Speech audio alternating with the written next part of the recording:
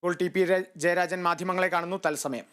ഈ സംരക്ഷണത്തിനും സിനിമ വ്യവസായത്തെ സംരക്ഷിക്കാനും ഫലപ്രദമായ ഒരു നടപടി ഒരു ഗവൺമെൻറ് സ്വീകരിച്ചിട്ടില്ല. പക്ഷേ ഇന്ത്യയിലാദ്യമായിട്ട്, ചരിത്രത്തിലാദ്യമായി ഫലപ്രദമായ നടപടികൾ സ്വീകരിച്ച് നാടിനാകെ മാതൃകയാക്കിയാണ് കേരള ഗവൺമെൻറ് ചെയ്തിട്ടുള്ളത്. സിനിമാ ലോകം നേരിട്ടുകൊണ്ടിരിക്കുന്ന പ്രതിസന്ധികൾ പരിഹരിക്കണം, സ്ത്രീ സംരക്ഷണം ഉറപ്പുവരുത്തണം.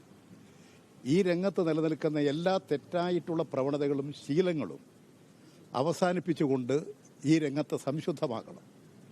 അതിന് ഫലപ്രദമായ നടപടികളാണ് ഗവൺമെൻറ് സ്വീകരിച്ചിട്ടുള്ളത്. അതിന് മുഖം നോക്കാതെ ശക്തമായ നടപടികൾ ഗവൺമെൻറ് സ്വീകരിച്ചിട്ടുണ്ട്. ഗവൺമെൻറ് സ്വീകരിച്ച ഒരു നടപടിയെക്കുറിച്ചും ആർക്കും ഒരാക്ഷേപവും പറയാൻ സാധിക്കുന്നതല്ല. ശക്തമായ നടപടി സ്വീകരിക്കുന്നുണ്ട്.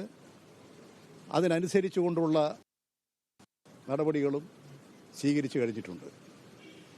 ഇന്ത്യയുടെ ചരിത്രത്തിൽ ആദ്യമായിട്ട് 7 IPS ഉദ്യോഗസ്ഥന്മാർ, അതിൽ 4 വനിതാ IPS ഉദ്യോഗസ്ഥകൾ, 3 ഉയർന്ന സീനിയർ IPS, 7 അംഗ സമിതിയെ നിയോഗിച്ചുകൊണ്ട് ഫലപ്രദമായ നടപടികളാണ് ഗവൺമെൻറ് സ്വീകരിക്കുന്നത്.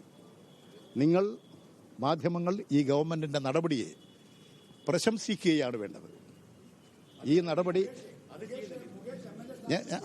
അതിലേക്ക് നിങ്ങൾ നടപടി സ്വീകരിക്കുകയാണ് വേണ്ടത്. ഒരാളോടും പ്രത്യേക മമതയോ പ്രത്യേകമായ സംരക്ഷണമോ ഒന്നും ഗവൺമെൻറ് ചെയ്യുകയില്ല. നീതിപൂർവമായ തെറ്റുകൾക്കെതിരെ ശക്തമായ നടപടി. ആര് തെറ്റ് ചെയ്താലും അത് തെറ്റ് തന്നെയാണ്.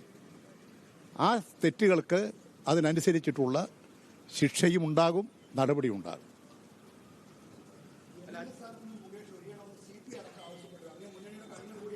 ആവശ്യപ്പെടുന്നതിലൊന്നും ആർക്കും എന്തും ആവശ്യപ്പെടുന്നതിൽ തെറ്റൊന്നുമില്ല.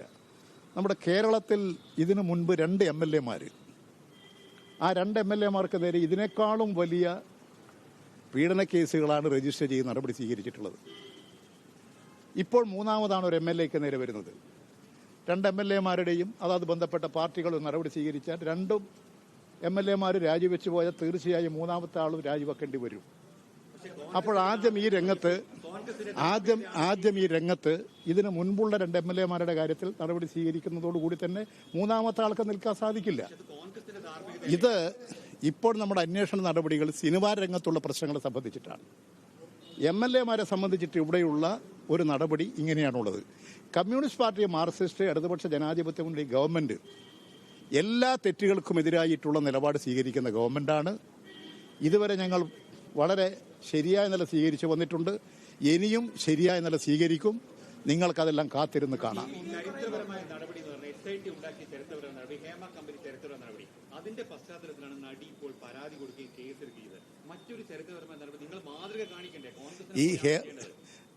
ഈ തരത്തിൽ പറഞ്ഞ് കുറ്റവാളികളെ രക്ഷിക്കാൻ ആരും ശ്രമിക്കരുത്. ഇപ്പോൾ ഈ വാദം ഉന്നയിക്കുന്നത് കോൺഗ്രസ് MLA-മാർ നടത്തിയിട്ടുള്ള തെറ്റുകളെ ന്യായീകരിക്കാനല്ലേ? അതുകൊണ്ട് നമ്മൾ ചെയ്യേണ്ട ഒരു കാര്യം, അത് രണ്ടുമുണ്ട്. ഇത് 3ാമത്തെ പ്രശ്നമാണല്ലോ. 2 രാജിവെക്കലോടുകൂടി 3ാമത്തെ രാജിവെക്കേണ്ടി വരും. അതാണ് നിങ്ങൾ ഈ കുറ്റവാളികളെ രക്ഷപ്പെടുത്താൻ ഉപയോഗിക്കുന്ന ഒരു പദമാണത്.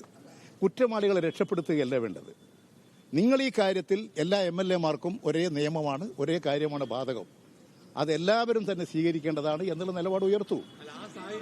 അതിന് പകരം ഞങ്ങൾ ആരെയും രക്ഷിക്കില്ല. ഒരു കാര്യം നിങ്ങൾക്ക് ഉറപ്പിക്കുക, തെറ്റ് ചെയ്ത ഒരാളെയും ഇടതുപക്ഷ ഗവൺമെൻറ് രക്ഷിക്കില്ല.